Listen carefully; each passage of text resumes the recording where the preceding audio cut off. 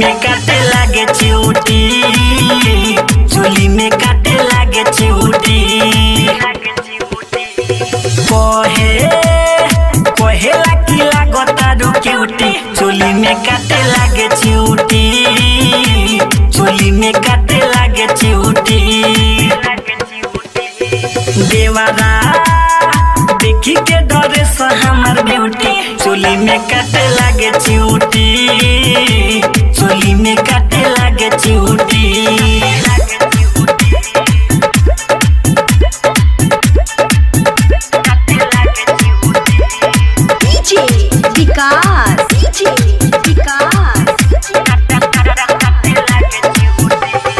मटियार कला सीतामढ़ी, मटियार कला सीतामढ़ी।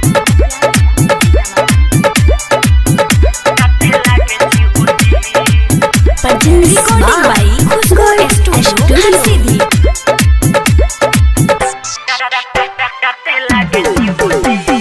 पीछे बाटे मोरा पड़ल, नजर एक गड़ल बाटे मोरा छतिया पे। लागे ला डर बड़ी सखी, बच्चा के कैसे रखी, सवाल बाई जतिया के। हाँ, पीछे बाटे मोरा पड़ल, नजर एक गड़ल बाटे मोरा छतिया पे। लागे ला डर बड़ी सखी, बच्चा के कैसे रखी, सवाल बाई जतिया के। जाला जाला ना करे खाली ड्यूटी, चोली में काटे लागे चिउटी, चोली में काटे लागे चिउटी।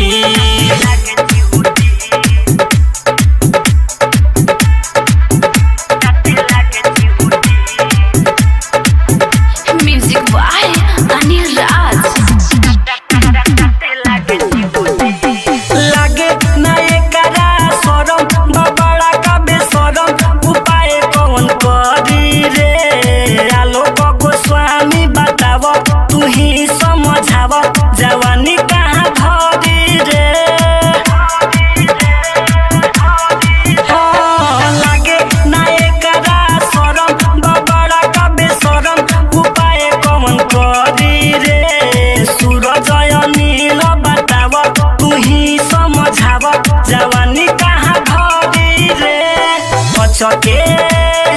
अचके में जानी हम चिहू के, चोली में काटे लागे चिउटी, चोली में काटे लागे चिउटी। देवारा देखी के डरे से हमर ब्यूटी, चोली में काटे लागे चिउटी, चोली में काटे लागे चिउटी। कहेला की लागता रो क्यूटी, चोली में काटे लागे चिउटी, चोली में काटे लागे चिउटी।